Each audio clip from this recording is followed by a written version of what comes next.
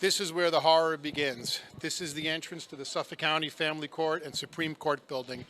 Everybody going in here is in for a bunch of misery. They're in for a world of hurt. They're in for destruction of their families, and we're going to talk to them as they come out. You'll look at everybody's face as they go in. Most of the people aren't going to be smiling. That's because nothing good comes out of this building. Many people have been coming here for 5, 10, some even 15 years, every single month, taking off from work, taking time out of their day to come here into this hellhole. This is the entrance to hell.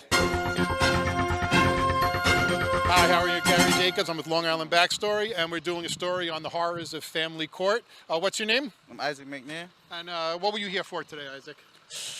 You know, me and my wife was going through some troubles. You know, we just got divorced or whatnot. You know, it was a real heartbreak. You know, it cost me a lot of money. You know, a lot of pain. You know, but you know, that's the way the system is. You know. Since you've been going, how much would you say this has cost you? And between your attorney's fees, your ex-wife's attorney fees, forensics, law guardians, how much would you say you spent in this courthouse? I'd say about $80,000, $90,000, or possibly even more.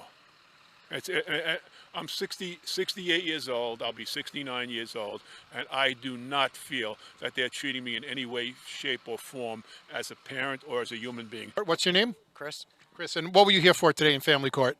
Modification of child support. I'm assuming that you're not here to modify it in an upward manner. Yeah, no. And why do you need to modify it? Is this something that you agreed to originally, or was this something that was ordered by the court? Something that was ordered by the court on their behalf. Okay, on their behalf? Yeah. And how long have you been paying? Over a year. Okay. And now I'm trying to modify it, you know, disabled, collecting disability, they're taking 75% of it. Wow, so you're left with 25% of your disability to live on. Yeah. Wow, that's unbelievable. Do you feel like as a father, you were treated fairly today in the courthouse? Absolutely not. And did you feel like that at the beginning, or is this just because now that you're going in for the downward modification that you feel like they're not being fair to you? It's the whole time. It's all about the women. It's a women's court. You know, it's a women's world in the courthouse. And how did it go today with the downward modification? Just as I expected. Fill out these papers, have them served, come back. Were you here with an attorney today, or were you representing yourself? Representing myself. Can't afford an attorney.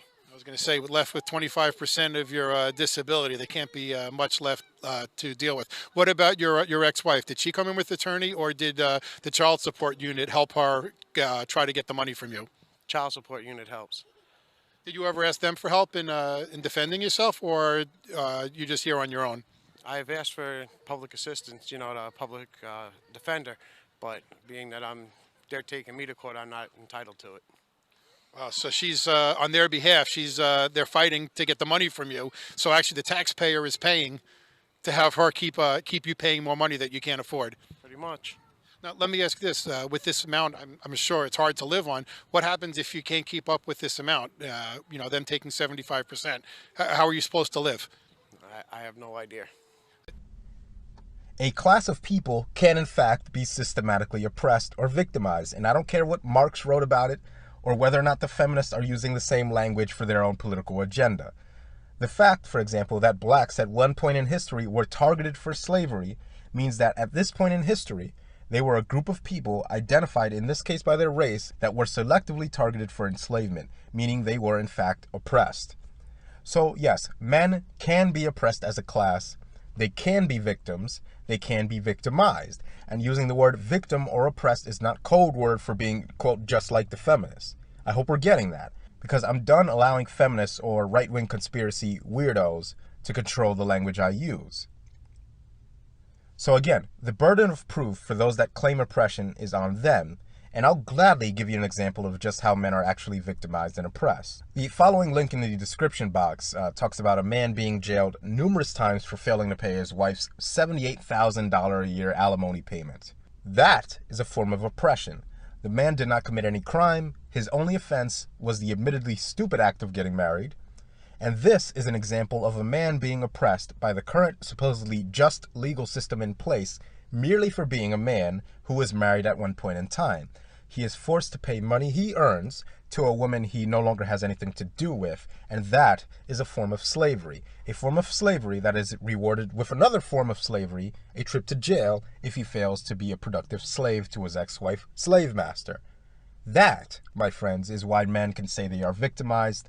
That is why men can say they are oppressed.